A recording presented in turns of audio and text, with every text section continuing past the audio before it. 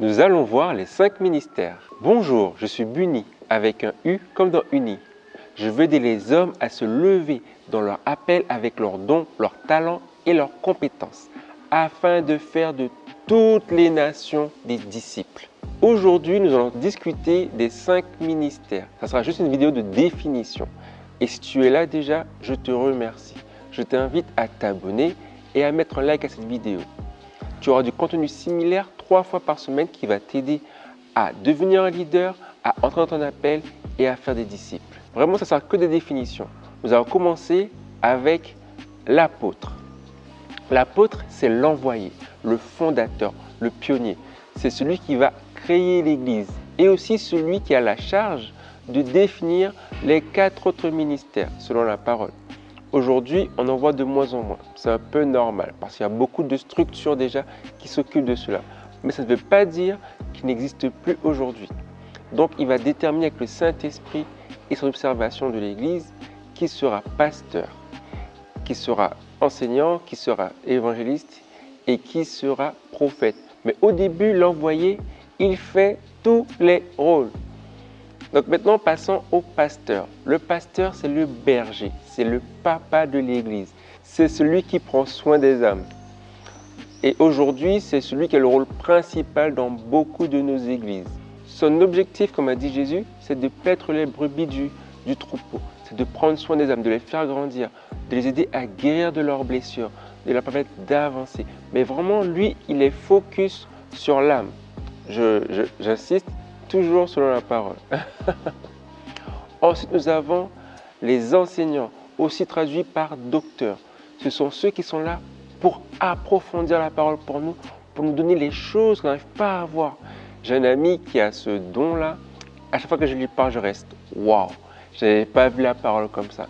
Ils ont vraiment cette compétence pour aller prendre la parole et en faire ressortir ce qu'on ne voit pas, afin que nous puissions grandir spirituellement et grandir dans les Écritures. Il y a aussi l'évangéliste. L'évangéliste, c'est le zélé, c'est celui qui veut toujours sortir, celui qui dit qu'il faut toujours prêcher pour gagner des âmes. Il faut gagner des âmes, il faut gagner des âmes. Et lui, son rôle, c'est vraiment de sortir de la parole. Il a ce don-là pour amener une parole à propos, une parole qui va faire la différence dans la situation à ce moment même. Et on va terminer avec le prophète. Le prophète, comme son nom l'indique, c'est celui qui parle de la part de Dieu. Il amène la parole révélée de Dieu. Différemment du pasteur et du docteur, lui vraiment, il a vraiment quelque chose qui vient de la part de Dieu pour le peuple à ce moment-là. Et donc, tous ces 5 ministères, ils sont définis dans Éphésiens 4, du verset 1er au verset 17. Tu peux voir dans ce chapitre-là que leur rôle, c'est vraiment d'édifier l'Église. Édifier signifie élever, signifie construire. Et vraiment construire l'Église pour lui permettre d'entrer à elle dans son ministère, dans son objectif, c'est-à-dire de gagner des âmes. C'est une vidéo très courte, mais je ne pense pas qu'on va dire plus pour savoir quels sont les 5 ministères. Vraiment, ils sont détaillés dans Éphésiens 4. Et la prochaine vidéo que je vais faire, ça sera pour dire à quoi ils servent.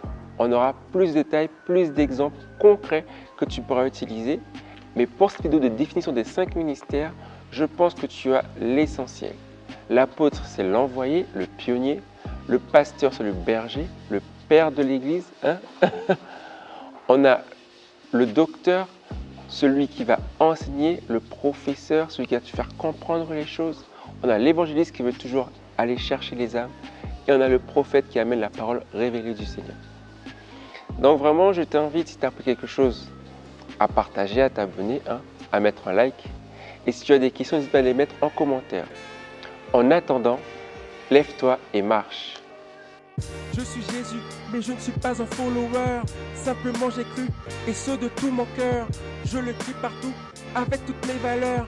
Parfois je passe pour un fou, mais toujours dans le bonheur. Je ne connais pas la honte, ni la culpabilité. Ce n'est pas en compte, juste ma réalité. Tout ce que je le fais à 100%. Je vis dans la paix, peu importe le moment. Tout ce que je veux, c'est que tous connaissent la